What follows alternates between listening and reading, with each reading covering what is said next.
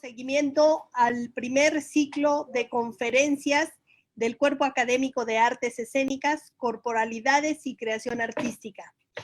Agradecemos a todos los que se estén acercando, ya que hemos compartido este ciclo de conferencias desde hace un par de viernes, fines de mes, y nos queda todavía una sesión el próximo fin de mes en noviembre.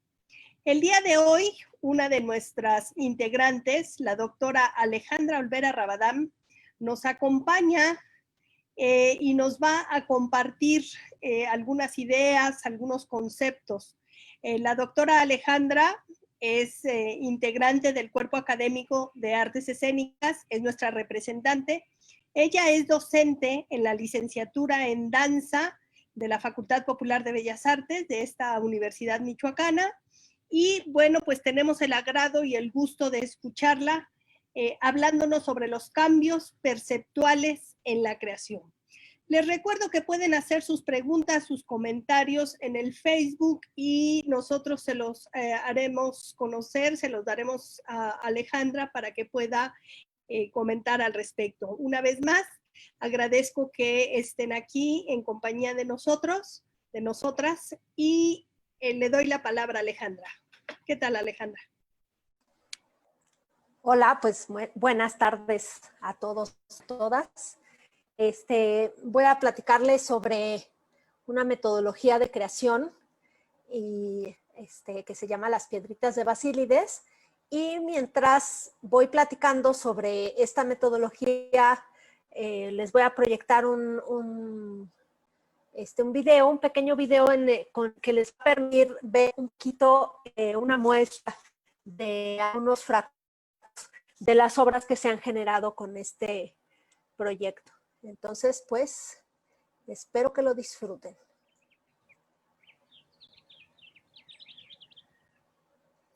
En esta presentación se desmontan procesos de creación escénica multidisciplinaria que han sido construidos desde una muy particular experiencia, en la que el cuerpo diluye sus límites entre la interrelación con el paisaje. Se muestran los modos en los que la inmersión del bailarín en la naturaleza provoca ciertos cambios perceptuales que abren al cuerpo a un estado similar a las experiencias de trance de posesión que se dan dentro del contexto de la religión afrocubana del Palo Monte.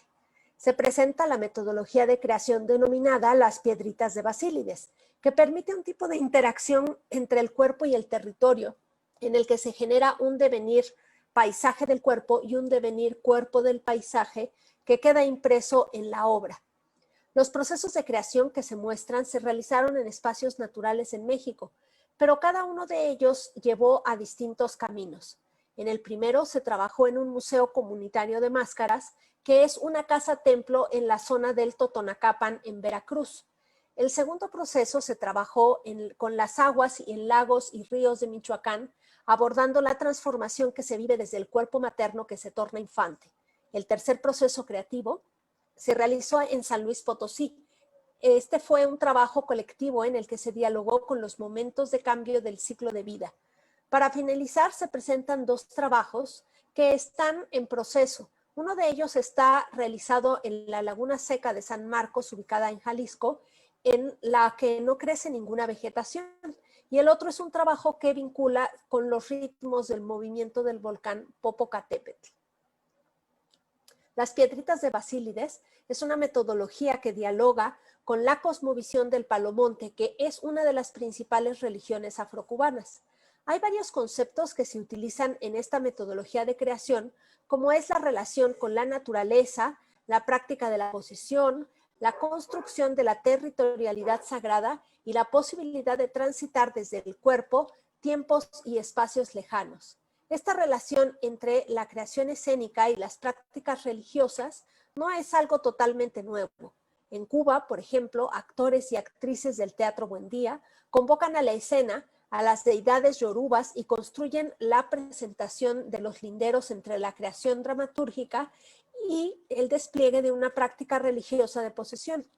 En el contexto cubano, en el que todas las personas, religiosas o no, comprenden estas prácticas culturales, se genera entre espectadores y artistas una sinergia que completa el acto escénico en sincronía con el acto religioso.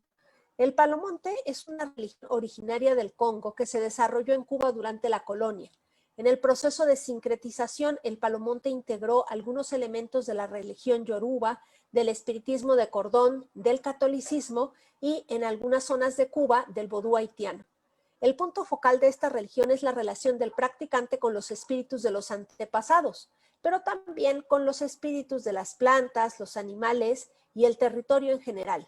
Por ejemplo, espíritus de ríos, montañas, lagos y el mar, entre otros. El palomonte es una religión que es más chamánica que devocional. Sí se tienen deidades, pero el vínculo con ellas está dado principalmente a través de los espíritus humanos y de la naturaleza. En el centro de las prácticas religiosas del palomonte se encuentra la posesión, dado que ésta da la posibilidad de generar y actualizar el vínculo con los espíritus y con el territorio físico y simbólico.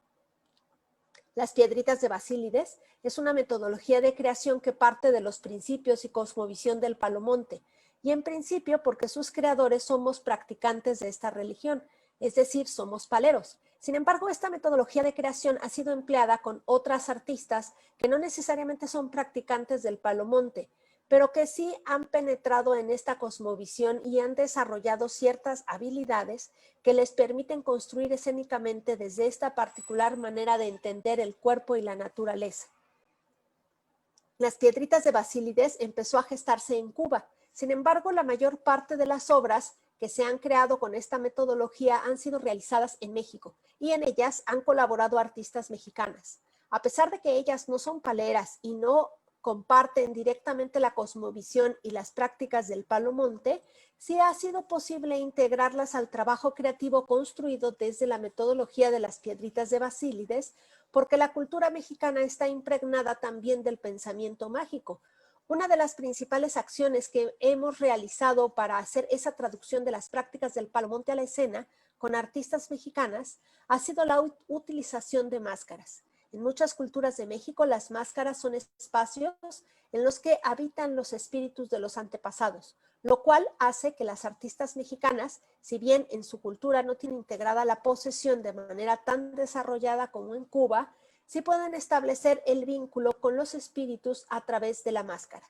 La primera vez que integramos la máscara lo realizamos en Papantla, que es una comunidad de la zona del Totonacapan en Veracruz. Trabajamos en una casa templo que era un museo comunitario de máscaras. En esta casa se custodiaban máscaras que han sido bailadas en ceremonias de curación de toda la zona.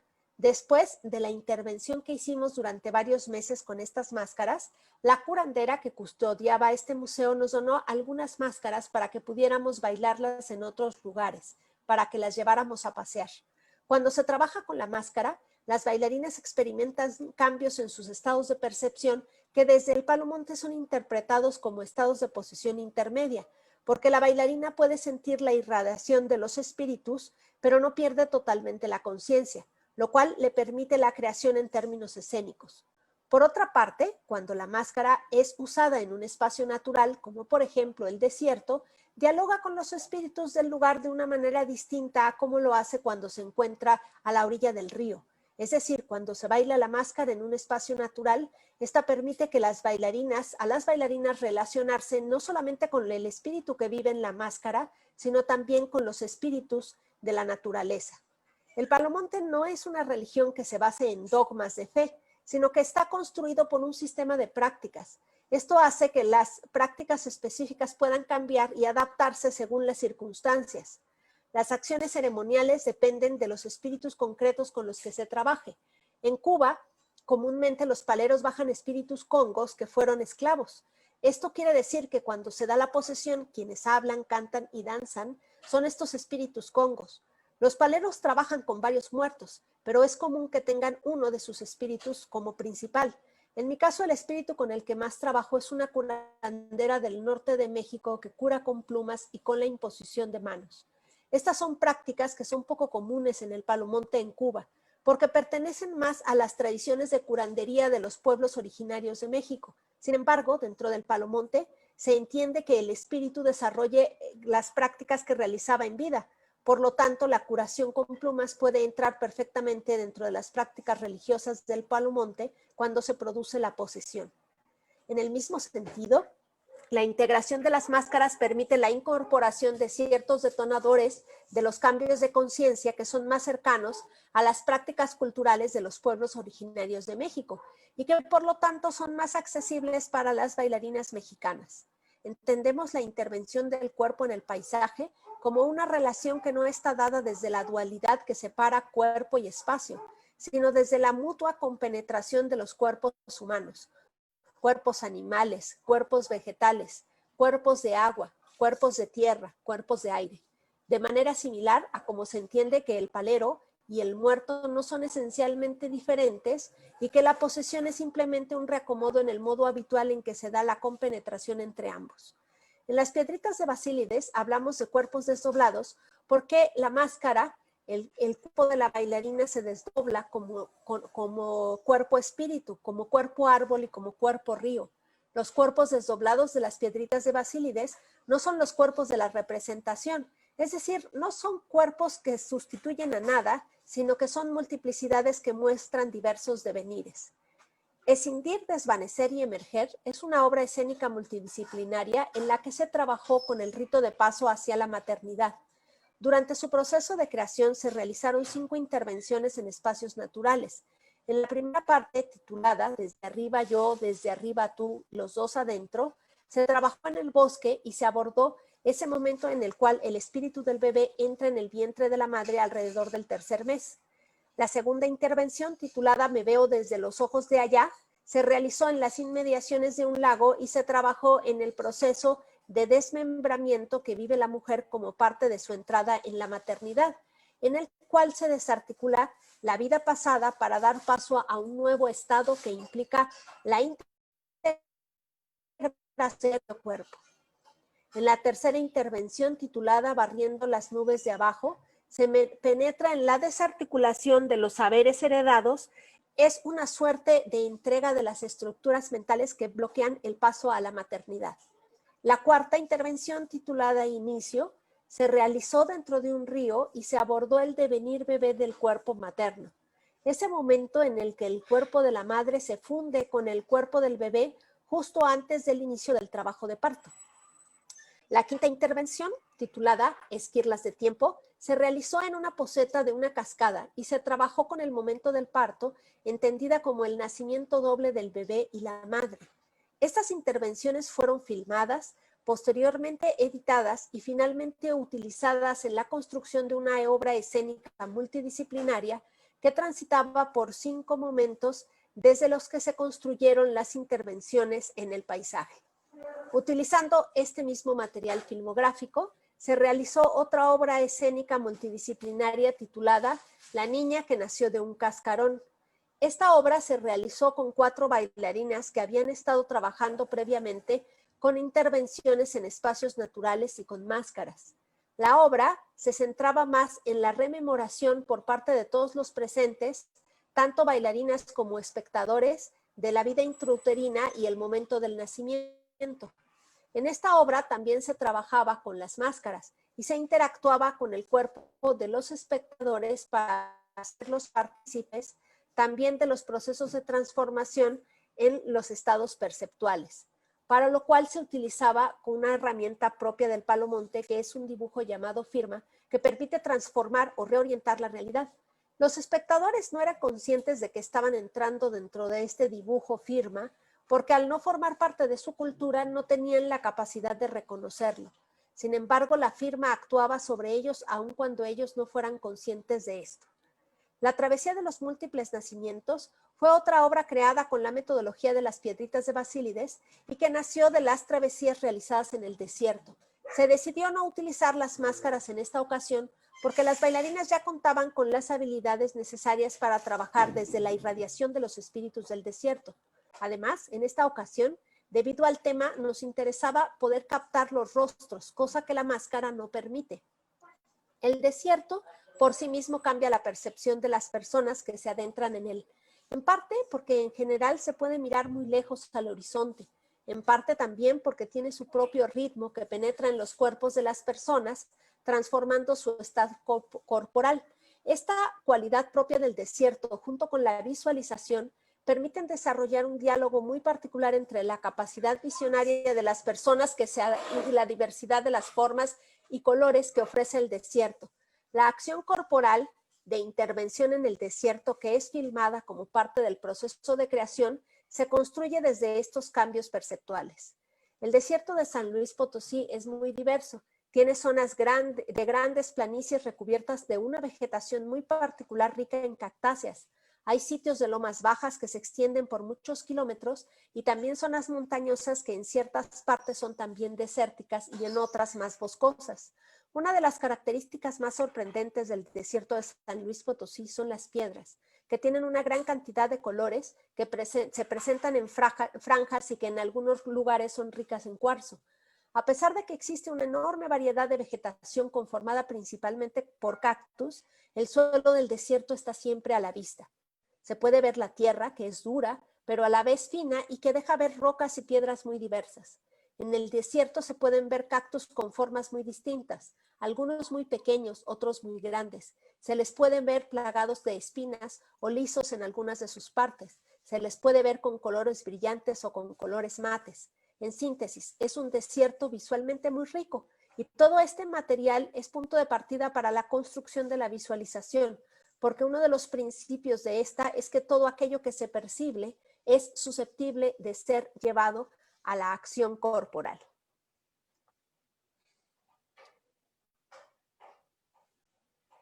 Este desierto es un espacio en el que el tiempo se percibe de un modo particular. Es lento y extendido como extendida es la mirada de quienes por sus tierras caminan. Es un espacio que detiene el pensamiento y permite experimentar el silencio en el discurso. Es un espacio propicio para los renacimientos. La obra que presentamos, llamada La Travesía de los Múltiples Nacimientos, se desarrolló en el desierto de San Luis Potosí y fue un trabajo colectivo en el que se abordó el tema de los movimientos de cambio que se presentan durante la vida. No nos referimos a cualquier tipo de cambio, sino a esos cambios grandes después de los cuales nada puede ser igual que antes, como los que se dan en el paso a la adolescencia, el paso a la adultez, el inicio de la maternidad o de la paternidad, la pérdida de un ser querido, la migración, el nacimiento, entre otros.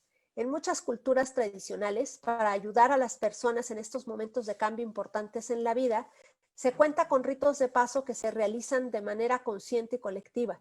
Las características de estos ritos de paso suelen ser muy diversas, pero en general tienen la misma estructura conformada por 3 etapas.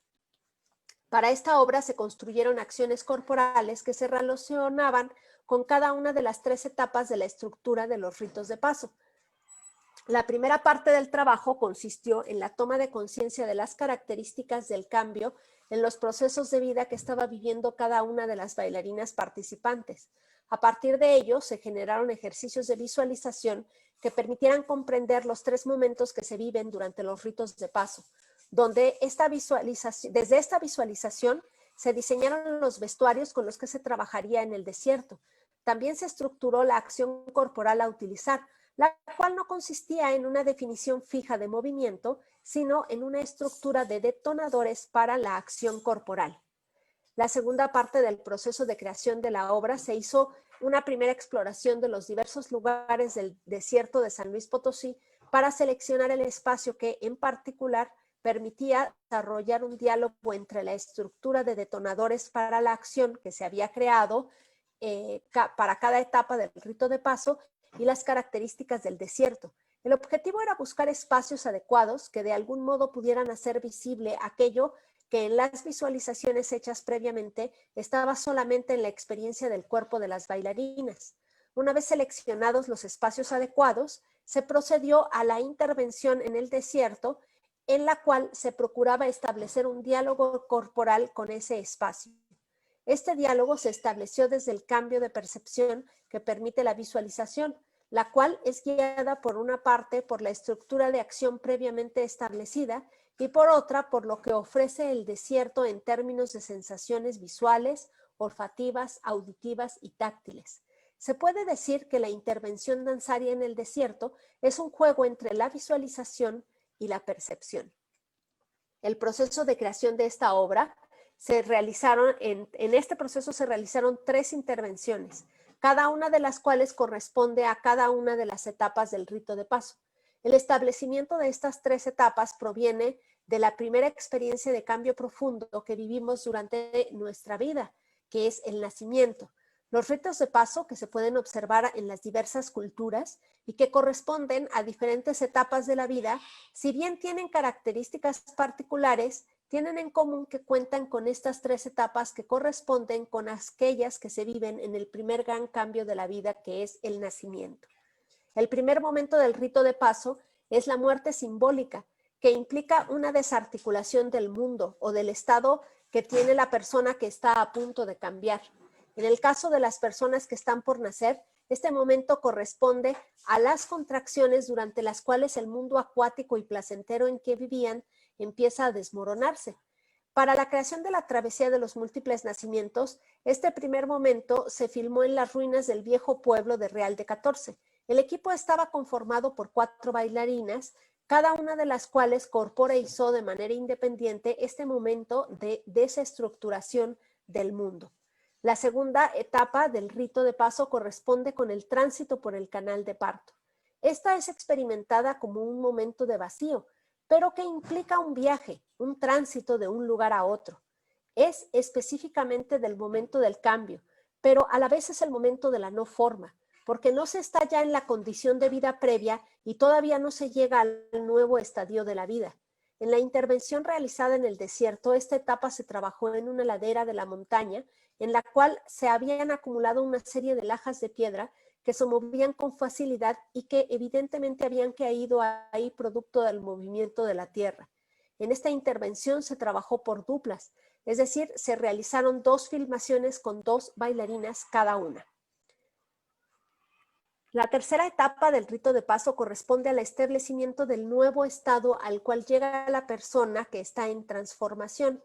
En el caso del nacimiento, es justo cuando se ha podido salir del vientre de la madre y se inicia la vida extrauterina. En los demás momentos de cambio profundos de vida, esta tercera etapa del rito de paso corresponde al renacimiento, precisamente porque implica entrar en una nueva condición de ser. En la intervención realizada del desierto, que se enfocaba en esta tercera etapa, se trabajó en las aguas de un riachuelo que tiene colores cobrizos y que si bien no lleva mucha agua, sí genera una gran sensación de movimiento. Aquí nuevamente cada una de las bailarinas realizó su intervención de manera independiente, de acuerdo con el renacimiento que correspondía a la etapa de vida de cada una de ellas. El agua, habitualmente asociada al nacimiento, contrastaba con la sequedad del resto de las experiencias vividas en estas intervenciones en el desierto. Sin embargo, el agua no estaba fuera de lugar, porque este momento de renacimiento se caracteriza porque se experimentan grandes contrastes en los que pareciera ser que todo lo que se percibe es nuevo.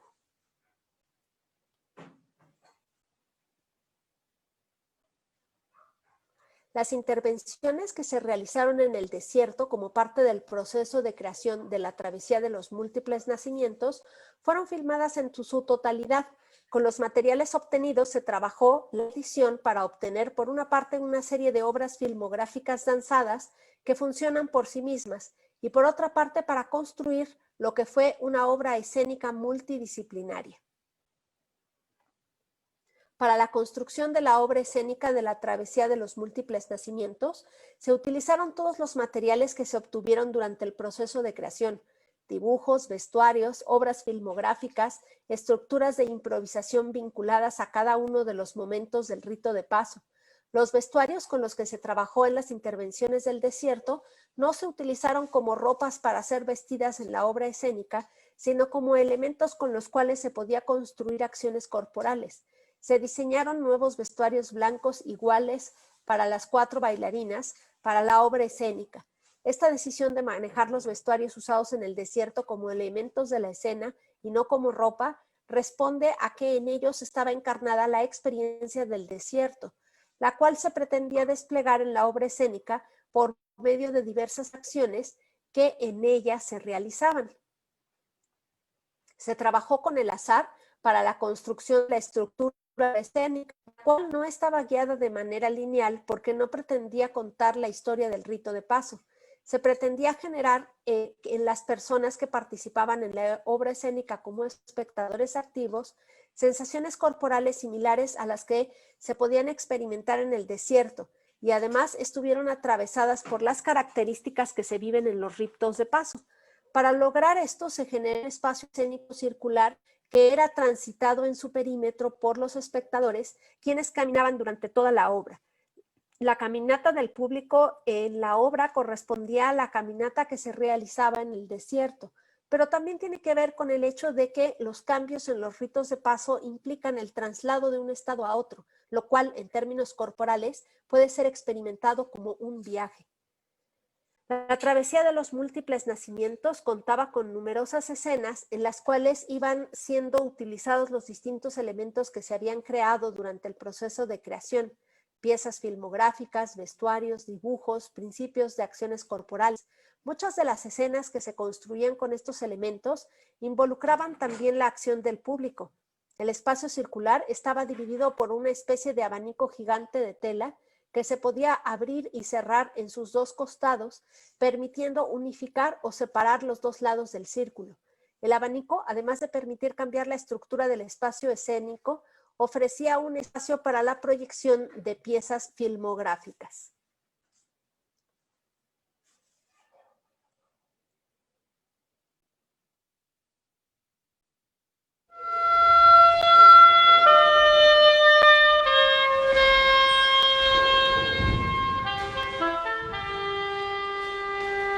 La construcción sonora de la pieza no pretendía establecer una asociación directa entre el movimiento y el sonido o el ritmo, sino que también estaba enfocada en provocar sensaciones que pudieran vincular a las personas presentes con el desierto y con el rito de paso.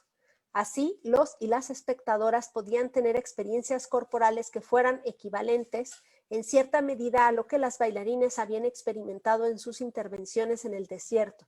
Y estas experiencias eran construidas escénicamente a partir de sensaciones sonoras, táctiles y de movimiento. El mismo modo en que sucede en el desierto, la obra escénica pretende producir un devenir desierto de los cuerpos presentes. Actualmente tenemos dos proyectos de creación abiertos. Uno se relaciona con el volcán Popocatépetl, en particular con el espíritu del volcán que se conoce como Don Goyo. Cabe mencionar que los procesos de creación que se generan desde las piedritas de Basílides son procesos largos que pueden durar incluso varios años, porque implican una cierta compenetración con los espíritus del lugar en el que se trabajan. Con esta obra, que se está creando en diálogo con el volcán Popocatépetl, se está extrayendo información sobre los ritmos del volcán, como la dirección de la pluma, la cantidad de explosiones, la actividad volcanotectónica, el tiempo de tremor sísmico que tiene cada día el volcán. Con todo ese material se van a establecer ciertos patrones que serán traducidos a acciones corporales como un modo de llamar al espíritu del volcán.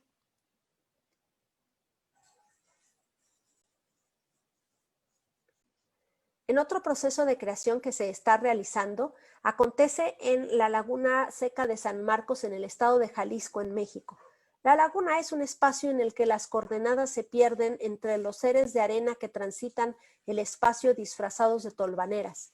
Es un sitio en el que todas las certezas, las descripciones y las formas se pierden, y con ellas el cuerpo se desmorona en su devenir laguna. En esta laguna se trabajará con la aceptación de la muerte como un modo de generar una aceptación de la vida.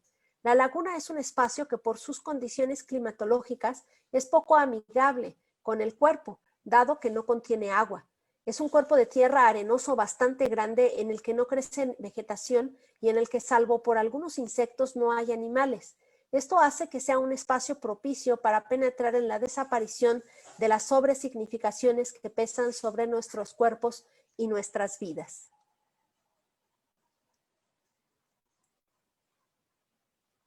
En síntesis, podemos decir que la metodología de creación de las piedritas de Basílides dialoga con el palomonte, aportándole una cosmovisión y ciertas prácticas como la posesión, que al ser retomadas como procesos de creación permiten generar obras en la que el cuerpo deviene paisaje y el paisaje deviene cuerpo. Muchas gracias.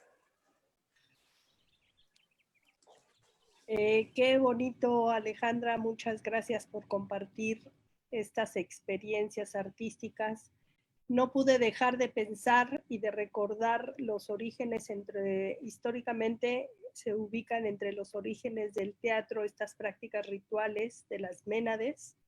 Efectivamente, me queda claro que es en otro sentido, pero reconocer algunas de las representaciones vinculadas con la naturaleza, con las hojas de la vid, vestidas de piel de cervatillos, con racimos de uvas, algunas serpientes vivas, ¿no? Y cómo era un origen esta vinculación, estos rituales de la práctica escénica, de las artes escénicas, de la danza, del teatro. Por otro lado, me pareció muy interesante escuchar también de ti esa cuestión ceremonial en el teatro, por lo menos pensado desde otra perspectiva. Yo les planteo mucho a los estudiantes, ¿cuál es el origen? El origen del teatro, una cuestión ritual y ceremonial en donde hay de por medio una creencia. Y uno tiene que creer para poder hacer creer al espectador. Y con todo el respeto que implique todo lo de la religión que nos mencionabas, este respeto, ¿no? También rescataría yo lo de las intervenciones, los espacios, cómo permiten desarrollar esta visión de la percepción para la creación, que es justamente lo que nos narrabas, ¿no? Como estas experiencias escénicas se vuelven, se pueden conjuntar, se pueden devenir en sí mismas en obra artística, ¿no? Tenemos saludos en el Facebook de Sergio Rojas, manda saludos. Francisco Ábalos comenta, esa sensibilidad por las olas, esa identificación cuerpo, agua turbulenta, oscilatoria, fue lo que hizo a navegantes portugueses como Magallanes tan hábiles. Está documentado en las canciones de la época y hace un cuestionamiento, personalidades desdobladas. Te dejo abierto el cuestionamiento, a lo mejor puedas decir algo al respecto. No te escuchamos. Yo por lo menos no te escucho. No, estaba con el micrófono en silencio. Así no se escucha. Yo creo que no se trata de personalidades, porque la personalidad, digamos, es una construcción que para empezar es muy efímera, ¿no? Y además está anclada más en determinadas, digamos, como formas de reaccionar y de relacionarse de las personas con el mundo, que no necesariamente es construida conscientemente desde la corporalidad. Yo más bien estaría hablando de cuerpos desdoblados, ¿sí? En esta capacidad que tiene el cuerpo de devenir otro, ¿no? De vincularse desde la acción corporal con el espacio, con otras personas, en este caso de lo que les presentaba también con ciertos espíritus de la naturaleza o espíritus de los antepasados, ¿no? Particularmente cuando se trabaja con la máscara. Pero el hecho de que uno trabaje con una máscara no quiere decir que uno tenga una personalidad desdoblada, ¿no? No es como la esquizofrenia, porque además existe una manera de ir y una manera de regresar y una conciencia de cuándo se está en qué espacio, ¿no? Cuándo se está del cuerpo de la vida cotidiana y cuando se está en el cuerpo, digamos, de la máscara, ¿no? O cuando se presta el cuerpo a la máscara, sí. Entonces, hay claridad, ¿no? De los espacios, del lugar que tiene cada uno. Y esta claridad se construye espacialmente porque uno acude a un lugar designado para ese cambio, y temporalmente también porque es un concierto en el cual convocas, ¿no? Se reúnen las personas para realizar esta transformación, ¿no? Que es un poco lo que tú decías, ¿no? Que es como el origen de las artes escénicas, ¿no? Esta convocación de las presencias para una acción específica. Y la otra es que existen ciertas acciones, digamos que ahí es en donde se relacionan los procesos de creación con las prácticas del Palomonte, ¿no? Ciertas acciones que en las prácticas religiosas son acciones rituales, ceremoniales, y en los procesos de creación son estrategias de creación, que pueden ser similares, ¿no? Pueden tener puntos de contacto, pero su objetivo es la creación escénica, ¿no? Entonces, Claro. eso podría decir. Muy bien, dice Rocío Luna. Pude ver en vivo la mayoría de estas experiencias escénicas. Yo no pude ver la mayoría, pero pude ver varias de ellas y evidentemente, efectivamente, es una experiencia escénica, ¿no? Es un proceso, es una vivencia. Va más allá de vi algo y lo platico en el café y lo dejo. Algo puede ir dejando en uno. Es curioso estas experiencias. Me gusta el concepto que señala Rocío. Por aquí hay una pregunta que dice, parece que ya la contestaste, yo también me lo preguntaba un poco. ¿Hasta qué medida puede ser abordado un proceso de esta naturaleza si no se comparte la misma religión? Un poco contestaste esto. Yo te podría voltear un poco la pregunta o girarla un poco diciendo, ¿y si no creo en los espíritus, puedo ser partícipe de creación con este proceso de las piedritas? Es muy buena pregunta porque precisamente porque me atreví a no hablar solamente de esta metodología, digamos, como un proceso de creación, como una metodología de creación, sino a hablar de su origen, ¿no? Que el origen, digamos, de muchas de las prácticas está en el Palomonte, pero está construido como una metodología de creación.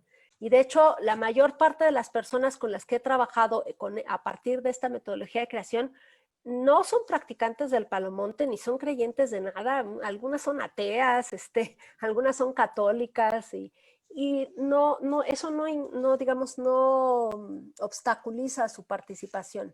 Lo que sí hace falta es tener abierta la puerta al pensamiento mágico, que no es un acto de fe, es una experiencia con el mundo. Es una apertura al misterio de la vida, al misterio del mundo, ¿no? Que eso es algo que si seamos o no practicantes de cualquier religión, de alguna manera está presente en nuestra cultura, ¿no? Entonces, digamos que las metodología de creación, particularmente esto de lo que hablaba de que es la visualización, permite acceder a esta dimensión, digamos, mágica, o encantada del mundo, ¿no? Que no necesariamente tiene por qué ser atravesada o construida desde una religión.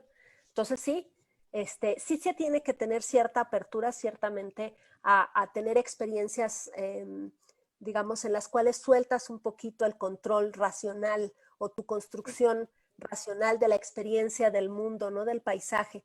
Pero además el espacio mismo te genera esos cambios, ¿no? O sea, después de estar, no sé, 10 horas en el desierto o en esta laguna seca, tu percepción cambia sola.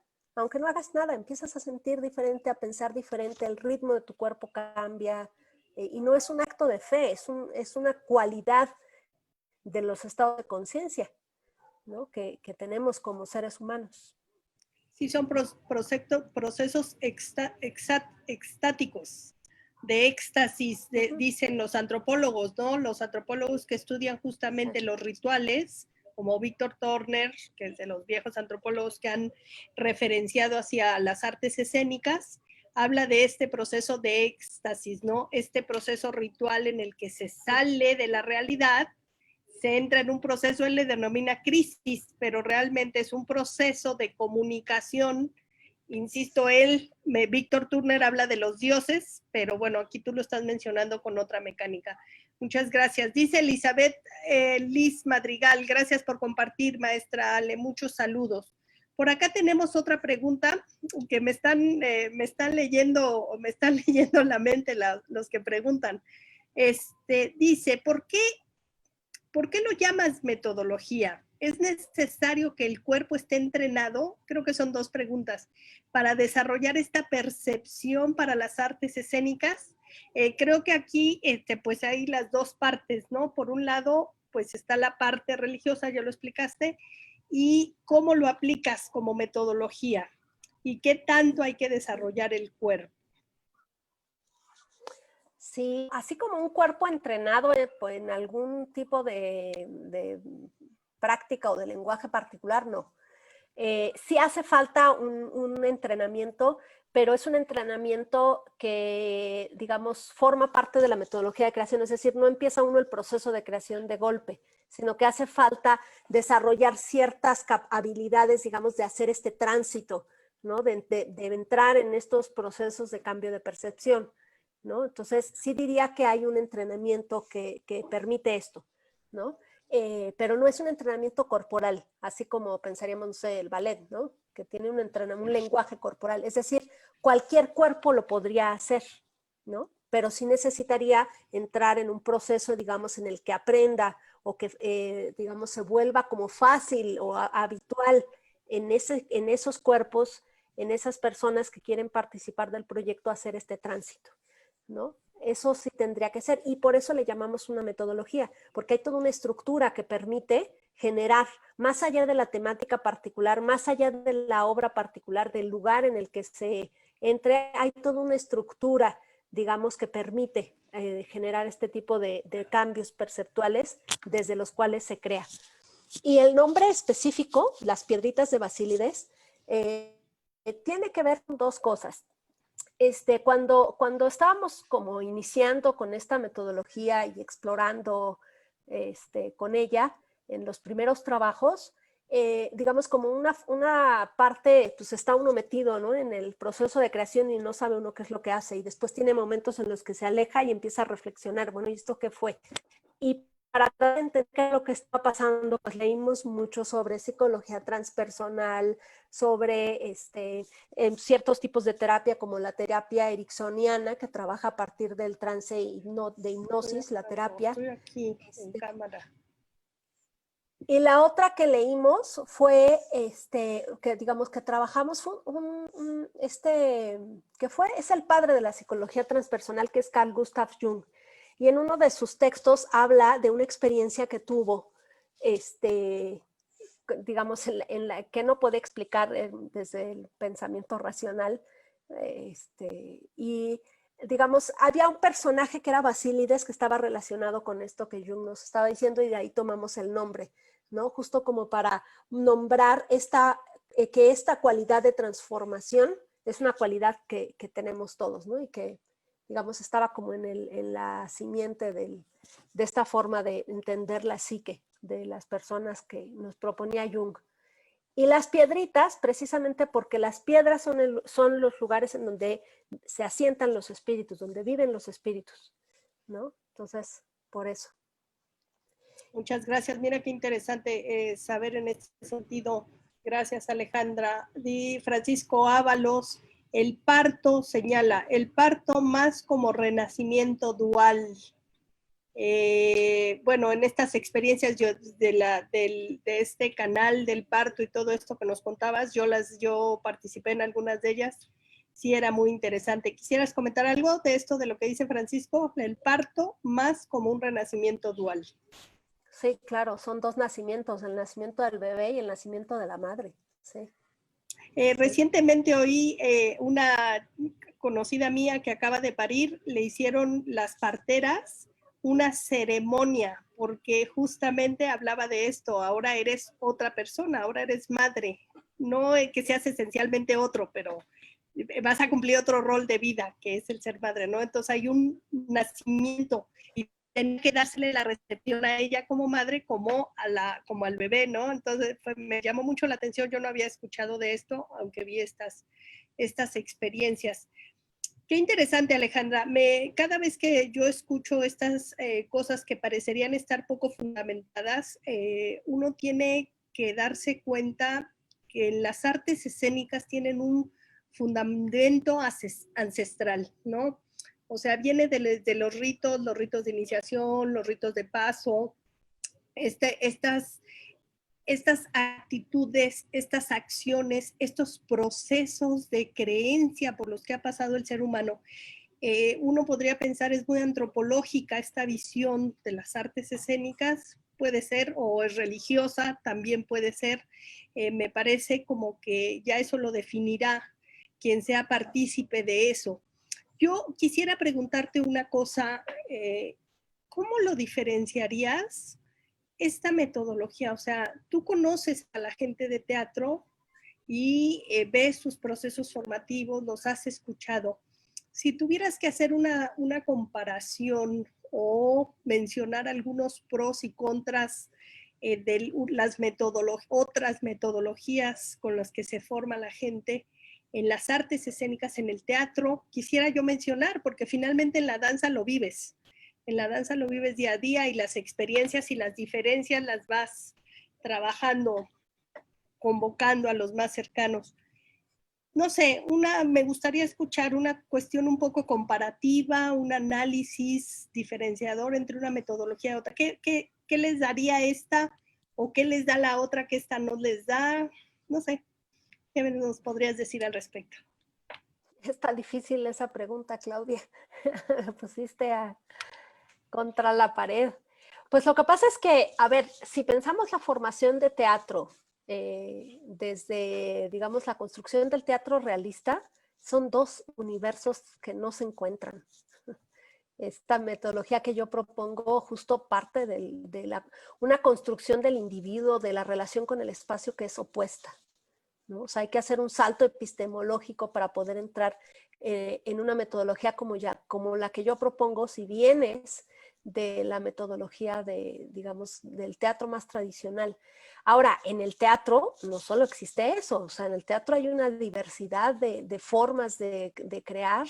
Si pensamos en teatro contemporáneo, hay justo un montón de gente que se ha metido a experimentar con este tipo de experiencias, empezando por Grotowski, que pues no es tan nuevo, ¿no? No. Entonces, La estética sí, de lo Artaud. performativo, Artaud, sí. Es que por eso Entonces, te lo preguntaba. Sí. Justo por eso te lo preguntaba, porque yo, si me pongo a traducir un poco estas cuestiones, yo podría decir, alguien que haga teatro realista puede pasar por ahí, ¿sabes? Tiene que imaginar, tiene que recrear, tiene que apropiarse del espacio, pero esa discusión nos la echamos tú y yo en otro momento. Tenemos aquí una pregunta de Francisco Ábalos, muy concreta, muy directa. ¿Hay relación con el chamanismo?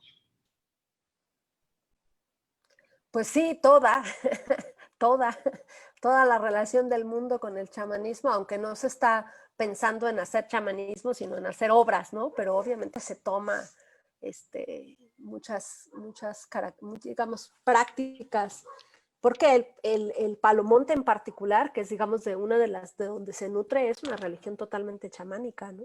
Sí. Exactamente. Muy bien, comenta Adriana Rovira, te manda saludos y dice, existen metodologías cercanas a lo que es el teatro ritual o incluso para la construcción de personajes o dispositivos escénicos a partir del paisaje, a partir de los elementos de la naturaleza, muy precisas como las del maestro Antonio González Caballero o Grotowski o Antonín Artaud, que son autores que uno recurre desde la perspectiva del teatro y que vieron esta cuestión mística ritual, ¿no? ¿Sí habías escuchado de ellos? Sí, por supuesto. Y en el caso de la danza, por ejemplo, que además es un salto cultural tremendo y sin embargo tiene mucho que ver, la danza Buto, ¿no? Parte de principios similares, ¿no? Empezando porque es una danza que surge de la muerte, de la experiencia de la muerte, ¿no? El nacimiento y la muerte. Entonces, sí, pues no, digo, lo que pasa es que la danza Buto se construye, para empezar, nace en una cultura muy distinta a la nuestra, que también está impregnada de todo un pensamiento mágico, con todo el shintoísmo, pero tiene detrás toda una tradición teatral y dancística, digamos, vinculada con la acción corporal, con el sentido que tiene la acción corporal. Entonces, en el caso de la danza Buto, por ejemplo, se construye a partir de la acción corporal esta transformación, ¿no? En los cuerpos, ¿no? Una acción corporal que es sostenida por tiempos prolongados, ¿no? Pero finalmente son metodologías que dialogan, ¿no? Que tienen que ver con... Efectivamente, o sea, dialogan, pero además si recordamos también las pequeñas diferencias, esta danza Buto, producto de la guerra, ¿no? Y de Hiroshima y de Nagasaki, y aquí tendría yo que, hablaste tú de Jung con la, ¿cómo decías? La psicología transpersonal. Transpersonal. Uh-huh.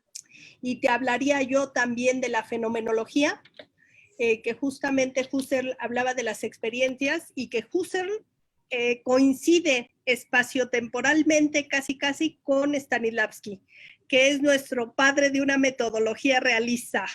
Entonces dice, y justamente Stanislavski hablaba de experiencias y de memorias, memorias emotivas, memorias sensoriales, que fueron reinterpretadas cada quien de una manera. Entonces, a mí me parece, si partimos y volvemos los ojos a los orígenes, que yo quisiera señalar en esta tu conferencia, la importancia de los orígenes de las artes escénicas, más allá de las diferencias que cualitativamente se dan hoy.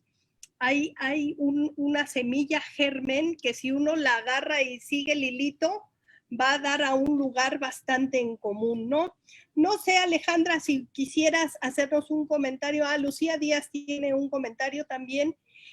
En el teatro, la creación del personaje o de la concepción de la obra puede estar permeada de este pensamiento mágico en el cuerpo físico, en el cuerpo espiritual, en el cuerpo vocal. Qué bonito comentario, Lucía. Saludos. Sí, y Lucía y yo tenemos pendiente un trabajo que vamos a hacer en esta laguna que tengo de fondo de pantalla, con el trabajo vocal y corporal, allá para marzo, cuando la sequedad haga que esta laguna se vuelva más interesante. Bueno, ya nos adelantaste algunas cosas. Alejandra, como para ir cerrando, no sé si nos quisieras comentar en esto que surgió. Bueno, hubo comentarios, hubo saludos y preguntas en varios sentidos, pero creo que era un poco en las metodologías, las coincidencias y las diferencias. Un comentario como de cierre, te lo agradeceríamos. Muy bien, pues ya había pensado en qué quería decir para cerrar y ya se me olvidó. Ya estoy pensando en lo que voy a hacer. Bueno, yo creo que, a ver, quisiera cerrar como siguiendo el hilo de lo que planteaste de la cuestión de los orígenes, ¿no? Porque sí, estoy totalmente de acuerdo, pero también creo que una de las características, digamos, de esta obra y de en general la danza y las artes escénicas más contemporáneas es precisamente que desarticulan la representación, ¿no? O sea, no se está pensando en términos de presentación, sino en términos de presentación, porque la experiencia que se está presentando no refiere a una experiencia ajena, externa, sino que genera transformación del cuerpo presente, ¿no? Entonces, esto es algo que, digamos, podría unir, ¿no?, con esto de los orígenes que tú hablabas, la creación contemporánea, ¿no? Entonces, pues muchas gracias, Claudia.